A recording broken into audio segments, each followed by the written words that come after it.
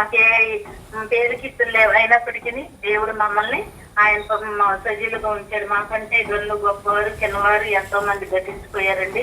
మాలో ఏ మంచి లేదు, అయినప్పటికీ మమ్మల్ని దేవుడు కాపాడిన దేవునికి స్తుతులు చెల్లిస్తున్నాను.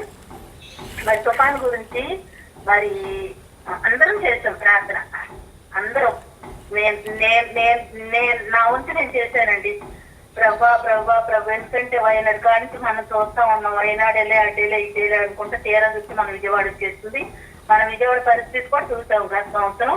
ప్రభా మరి ఇప్పుడు ఇదే మిగిలింది, ఇటు అంతా అని చెప్తున్నారు నాయన అని చెప్పి నేను కూడా మరి నా వంతుగా నేను ప్రార్థన చేశాను. దేవుడు మరి యంత్రాలు భక్తుల ప్రార్థనలలో, సేవకుల ప్రార్థనలలో, ప్రవక్తలు, ప్రార్థనా పరులు అందరి ప్రార్థనలు, యంత్రాల ప్రార్థన కూడా దేవుడు ఆలోచించారని నమ్ముతున్నాను. ఏదేమైనా దేవుడు మన పక్షాల నుండి మరి దీన్ని తప్పించారు అనుకుంటున్నాము. ఇంకా అవతలకి వెళ్ళిందని అంటున్నారు. ఆడు కూడా మన మనుషులే, ఆడు కూడా దేవుని బిడ్డలే. ఆడు కూడా నాయన ఏ నష్టం జరగకూడదు అని కూడా ప్రార్థన చేసాము. దేవుని కృపను బట్టి ఎంత గొప్ప దేవుడో. మరి నిన్న కళ్యాణి గారు దేవదేవుడు మనకు ఉన్నాడు, మనం తప్పిస్తాడు, మనకే ఆయన దిక్కు, ఇంక మనం ఆయన చెప్తే మనకి ఎవరు ఆయన బిడ్డలు మనం తప్పిస్తాడు కాపాడతారని నిన్న సాక్ష్యంలో విన్నాను నేను అన్న మాటలు.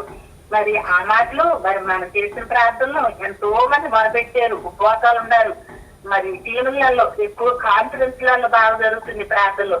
దేవుని కృపను బట్టి మరి ఆలోచించి దేవుడు మనకి కూతుర్ని నెమ్మదిచ్చాడండి. ఏదైనా ఆయన వాళ్ళు అవుతుంది, మన వాళ్ళు కాదు.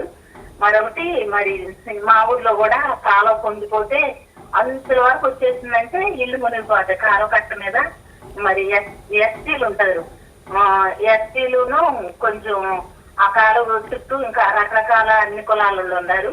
వాళ్ళందరినీ కూడా జడ్పీహెచ్ స్కూల్లోకి తీసుకొచ్చి అక్కడ ఉంటాం. వాళ్ళ భోజనాలు అయితే పెట్టారు. అయితే క్యాంప్ 2 రోజులు జరుగుతుందంటే నిన్న ఉన్నారంట. నా తెల్లారి కాన్ఫరెన్స్ అయిపోయిన తర్వాత ఈ తలదానానికి ఇంకా నిద్ర వస్తే కొనుక్కున్నా. నాకు ఇది 3వసారి అట్లా జరగటం. ఒక పర్సన్ కనపడిందంటే నాకు ఏదో ఒకటి ఉందని అర్థం.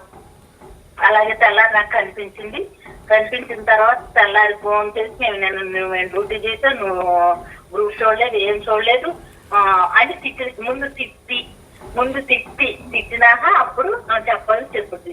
సర్లేనని అలాగండి, సరే అండి అలాగండి అన్న తర్వాత రేపు మధ్యాహ్నం 2 కాడి నుంచి నాతో డ్యూటీ. ఈ రోజు 8 దగ్గర నుండి తెల్లారి 8 దాకా డ్యూటీ ఉంది. విషయం ఏంటంటే ఇప్పుడు తెలిసిన విషయం, నేను హడావుడిగా ఈ ఫోన్లు అత్తంటే అడ్డేసుకున్నాను, అట్టు కూడా శుభ్రంగా నల్లగా మాడిపోయింది, పోతే కానీ వార్త ఏంటంటే కాన్ఫరెన్స్ ఓ పక్కన ఇందులో కలలేకపోతున్నా, హడావుడైపోతుంది. మళ్ళీ ఇప్పుడు నైట్ పూట నా పరిస్థితి తెలుసు.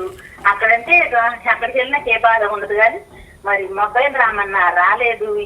నైట్ పూట నా పగలేస్తే నైట్ పిలిచారు, నైట్ వేయించి అదే జరిగింది గల్బిలి. పగల డ్యూటీ అయితే నైట్ పడింది, నైట్ వేయించారు. సర్లే ఏదేమైనా దేవుడు నల్లి అనుకున్నా అది అట్ట పెట్టి మళ్ళీ రేపు డ్యూటీ. ఇవన్నీ కలిపండి దేవుని బిడ్డలు. నిజంగా ఆయన ఎంత ఆడుకుంటాడో, ఎంత కాపాడతాం. మనుషులు ఏదో చేయాలనుకుంటా, కానీ దేవుడు ఎంత గొప్ప దేవుడో. అసలు మన చిన్నటువంటి డ్యూటీ కూడా అనుకోకుండా చక్కగా మేలు చేస్తే అది నాకు తప్పిందని ఎంత అసూయపడిపోయి నా మీద నొప్పులు చెల్లి ఎన్ని మాటలో ఎంత ఒత్తిడనండి నా పక్కన. నా డ్యూటీలు ఎంత నాకు ఒత్తిడి నలిగిపోతున్నా. ఏది ఏమైనా నేను మాత్రం దేవుడికి బాధపడుతున్నానని నేను ఎదురుగాని నేను మాట్లాడను. అవసరం వచ్చినప్పుడు నేను కరెక్ట్ గా 2 మాటలు మాట్లాడతాను, అంతేకాని నేను ఎక్కువ మాట్లాడను, అసలు ఏం చేయను. దేవుని కృపను బట్టి ఇప్పుడు ఏంటంటే ఫోన్ వచ్చిన ఫస్ట్ అక్క ఫోటో దిగాలంట తొందరగా పలానా తోటనంది. మళ్ళీ నేను ఇది దానికి వేసి మళ్ళీ దీని ఇట్లా చేసి మళ్ళీ లేదు అంటలేనక్క, అసలు ఎదురు చేయాలనిపించింది. ఎంత గొప్ప దేవుడు అయ్యాప్పుడు ఇది కూడా అసూయే. మరి ఈ డ్యూటీ కూడా పడలేదని ఎంత ఇదైపోతారు. ప్రభు ఏమో నువ్వు చూస్తున్నా. ఆయన ముందు ఏది ఏమైనా నా తండ్రి నాకు తోడుగుని సహాయం చేసే